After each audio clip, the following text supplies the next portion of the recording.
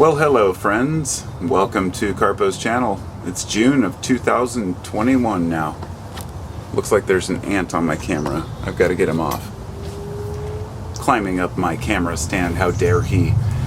Today's topic, I'd like to talk a little bit about the fact that mainstream media is dead and how exciting that really is. You know, I'm a person who goes with society. I try to follow the laws and the rules my society sets forth if I feel that they are legitimate, if they help the institution, if they help us all as a whole succeed. Sometimes I'm even willing to make a sacrifice, just like over the last year, wearing masks, doing the best I can. But don't misinterpret that as ignorance or following authority. I also have my own opinions about what's been going on in this last, epidemic situation here. Something I have to be careful how I talk about because YouTube tends to censor anything that discusses these topics. If you're not a mainstream media outlet, that is. This is something that has frustrated people from the beginning. And I think that over the last year, what's happened within the media, on both left and right based media, has been such a good thing, such a phenomenal thing for society. The fact that you can go on any NBC or CNN YouTube video and a lot of them have more votes down than up. This is because people are actively seeking out and rebelling against bullshit news. Now, this can be taken too far. Sometimes people will assume that all news is fake, and this is basically lazy research. It's a way of saying that every article is fake, all these stories aren't real because I don't want to take the time to figure out which ones are. The fact is, the media mostly just basically overstates things. They embellish on things. They do two things that really make mainstream media successful. They sensationalize things that are mediocre, and then they completely omit or don't discuss things that are extremely important. The media has been shifting so much, not just the people and how their opinions are on the media, but even the media itself is forced to change with the times. Not a lot of people have cable anymore, and it's a good thing. But even recently, the media has been criticizing Israel, which is I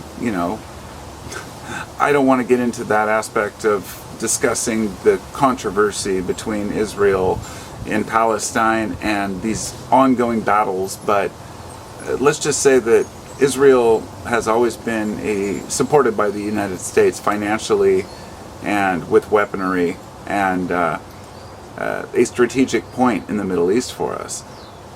The opinion of the media has always been to support what the government tells them, to support what the Pentagon is saying, to support what let's just say the evangelical Christians of this country are saying, because they are 30% of the population, and evangelicals support Israel because Israel is where the end times are supposed to happen, and or I should say Temple Mount. And that whole controversy has been so skewed by the media over the years that people don't even know what to believe. Now that we have so much information at our fingertips, we are at a crossroads for knowledge, which means that some people are going to choose to seek the truth, which is going to counteract the narrative that they were taught. And once you do that, you might start to believe the other side of the story. But be careful not to get caught up in thinking that one side has all the answers. The most crucial thing is that we're balanced and honest with our assessment of what's going on. And that's not always easy because the information is often propaganda. It's often BS. Over the last year, with what's happened with the COVID crisis, oh man, I've had to change a lot of my opinions on things. In fact, in the beginning, I, just like a lot of Americans, wanted to trust Fauci and think that he knew what he was talking about. I thought, well, I don't know the guy, I've never seen him before. He seems to be an authority on the topic.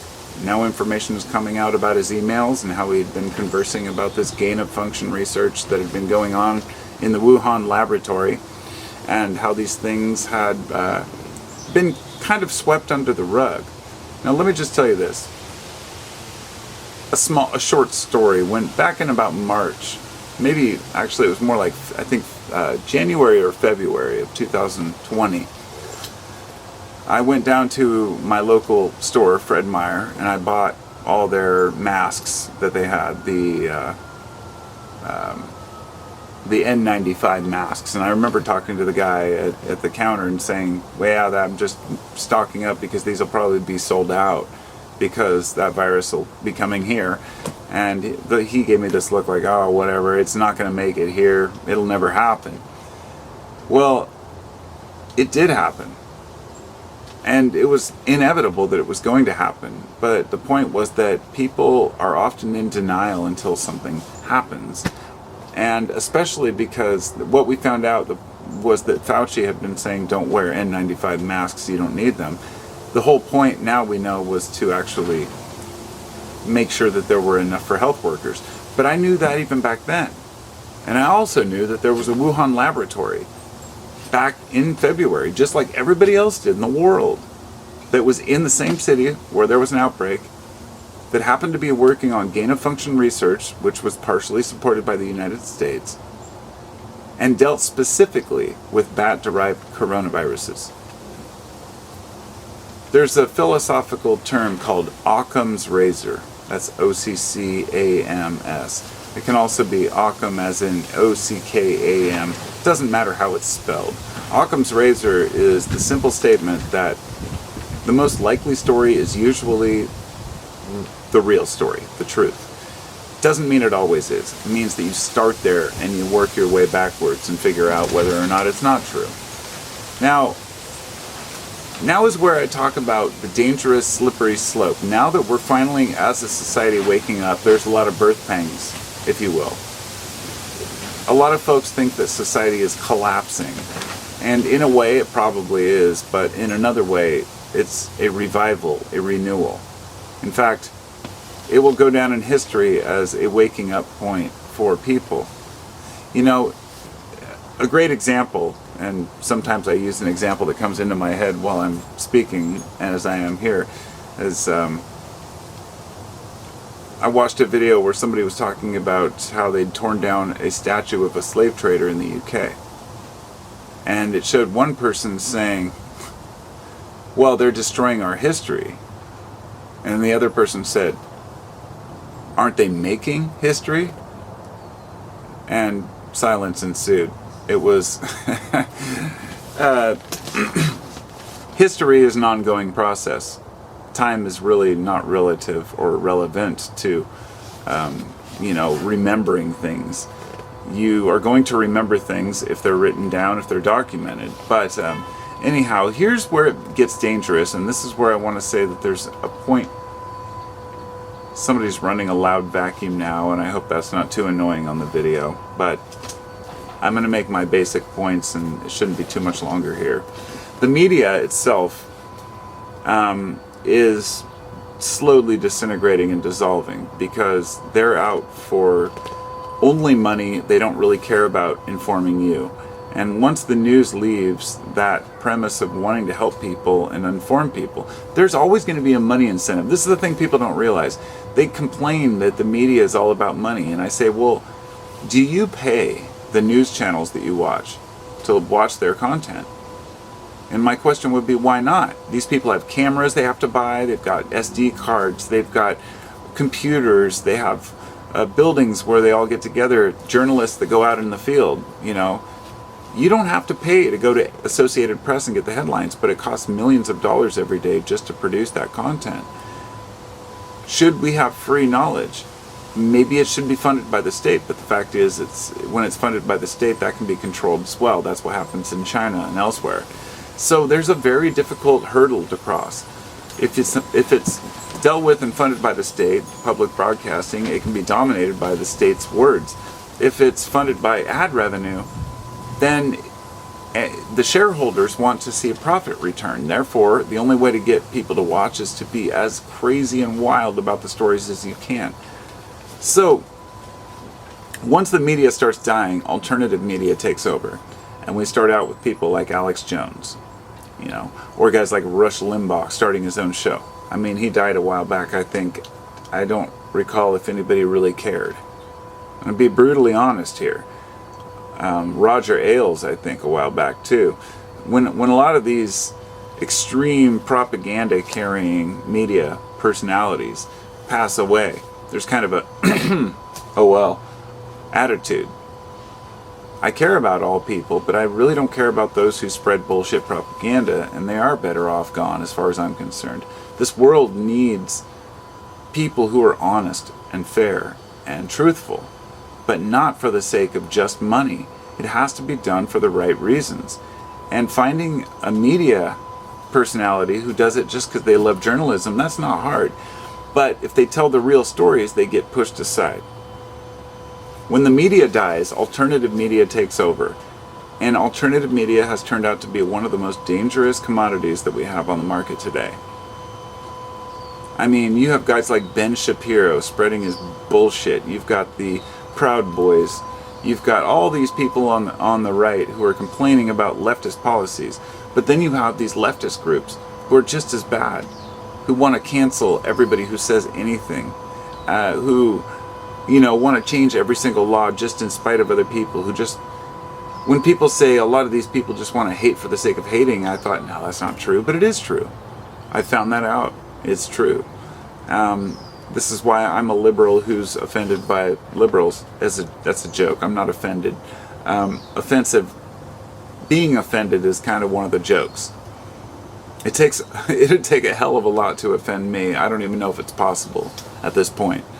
But I think that's where we're at. We've wrapped ourselves up in our egos so much we can't even see who we are.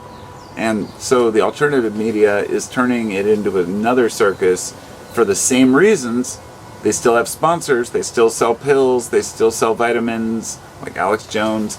I go to InfoWars, I go to Breitbart to see what other people are saying. And unfortunately, when I go to those sites, they're not funded by the people or by the viewers. The viewers obviously don't care because every main page is just a giant ad about some supplement that'll make you a better man, a greater man, a stronger man. Folks that can't see through that need to check themselves. So, I'm going to go down a short list of things that could be worse. As I said, the media is bad, but alternative media, we need to keep them in check to make sure that they're not just as bad. Let's go to the police. A lot of people want to abolish the police. What do you think happens when you abolish the police completely? When you have nobody looking into anything that's going on? Well, you have a lot of crime, for one, but you also have militias who take over, and neighborhood watch and patrols, which are just as likely, if not more so, to shoot someone, kill someone, or something happened, because they're even less trained than the horribly trained cops that we have in this country. And police are a whole other story. I have a full podcast about it. Check it out if you want to hear my view on that. So that's media and police. Then we have government. If you get rid of government, the anarchist mentality to totally abolish government, you have a secondary government that takes over.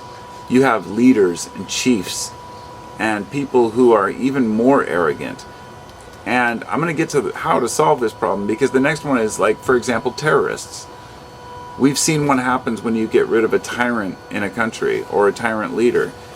They might even still have to have an election to win again, but if you take them out, you end up with Al-Qaeda or one of these other groups that basically say, look, what you've done to my country, I have nothing left to lose.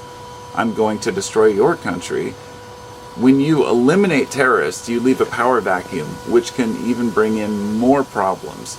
They call it the Hydra. Cut off a head, two more appear.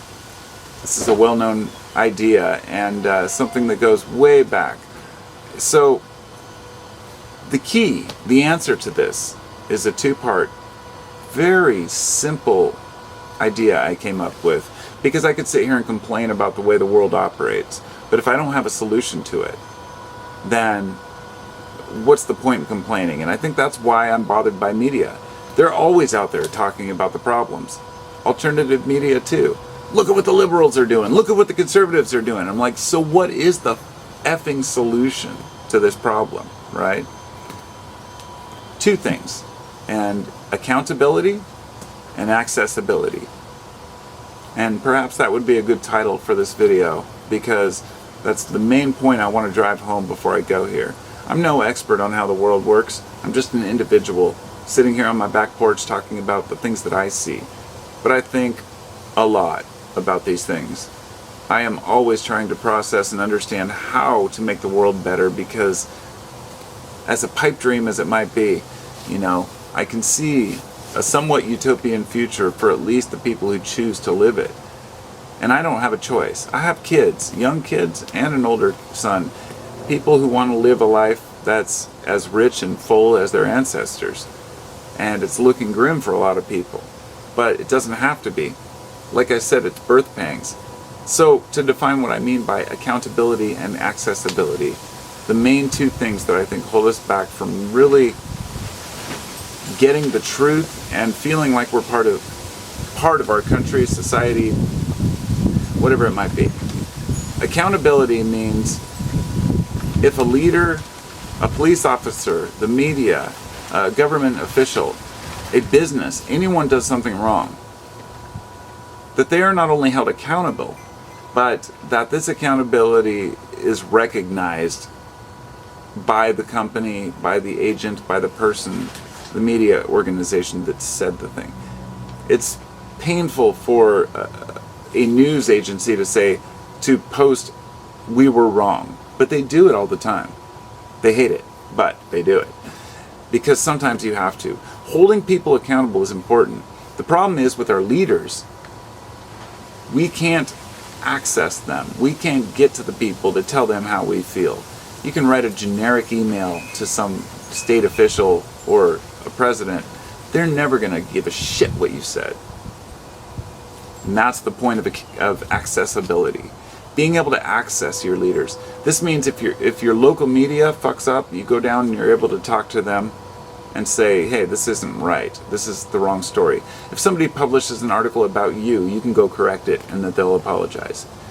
Accessibility to the police. This means being able to look at their records, to see who the cops arrest and why. You'd be surprised these things aren't publicly accessible or shared between police departments. To make police accountable for the actions they take, but also accessibility to the body cameras. Portland police, Vancouver police don't even have body cameras. It's not regular around the country. Meanwhile, every dude in the world who does anything outdoors has a GoPro.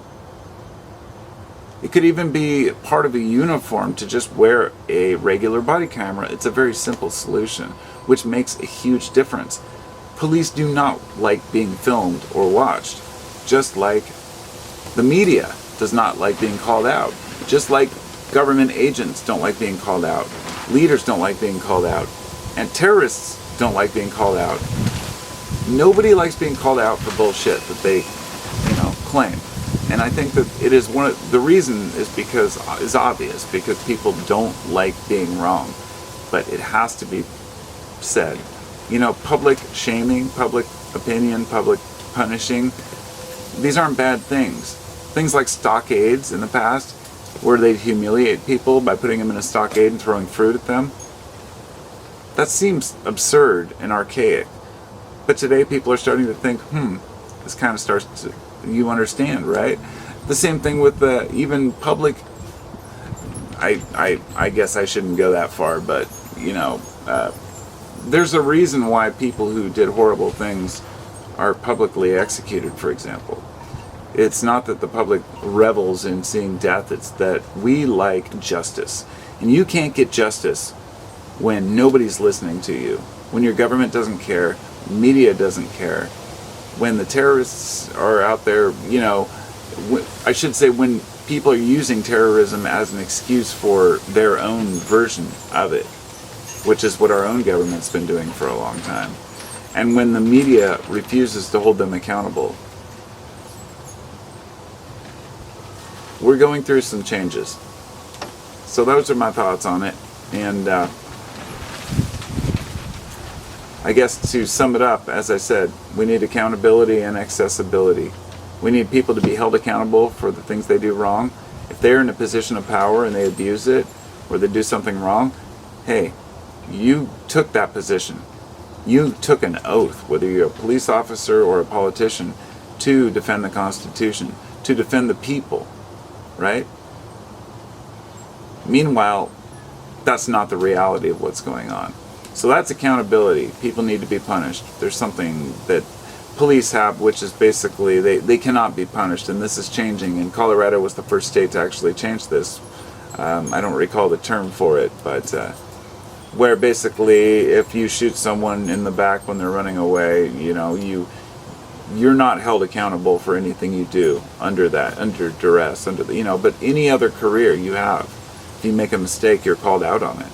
So it's a dangerous precedent. It's a slippery slope to allow people to get away with shit. And people like seeing justice. I mean, I can only go by my viewpoint, but just look at the movies and the shows people like to watch. They like seeing people get punished for the things they do wrong. And that's built within us. It's in our genetics. Just like any other species of animal, So those are my thoughts on it. It could be worse. We may have a fucked up system, but if we allow it to be overwhelmed by the alternative version of that, it could be just as bad. So as long as whoever we're listening to, whoever's telling us what the truth is, as long as we remember, can they be held accountable when they lie? And do they recognize that? Or when they're wrong? And are they accessible? Can you communicate with them? And I think with those 2 points we can pretty go far as a society, but open to your opinions as well. Peace out. Thank you to all of you subscribers who leave these awesome comments and make this channel continuously worth having for the last 10 years. And almost 11 now. I can't believe time goes by so fast, Peace out.